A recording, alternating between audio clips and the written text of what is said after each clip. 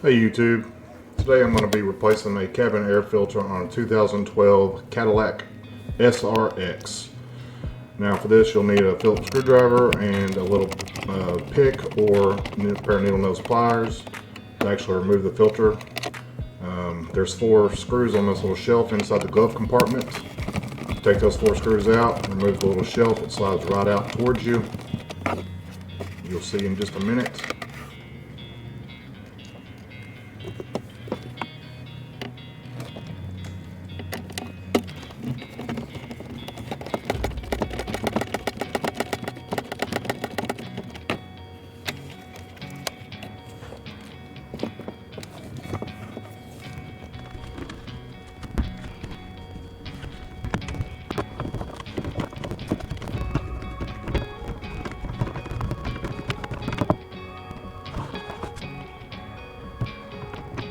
If you have small hands, you're lucky.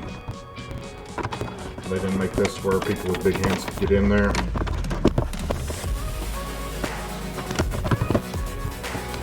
I said, the shelf slides right out at you, and then right behind that door up there is the filter. There's a tab on the right and the left and on the top that you have to pull.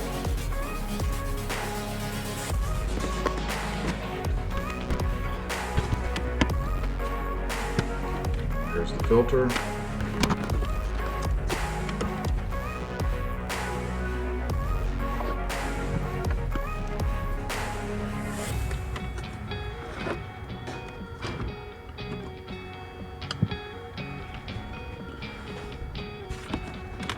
Slide it out, and it was pretty nasty. I vacuumed mine, just the little hatch and stuff out. There was pine straws and some just dust and dirt, some leaves, and I put the filter back in the same way I took it out.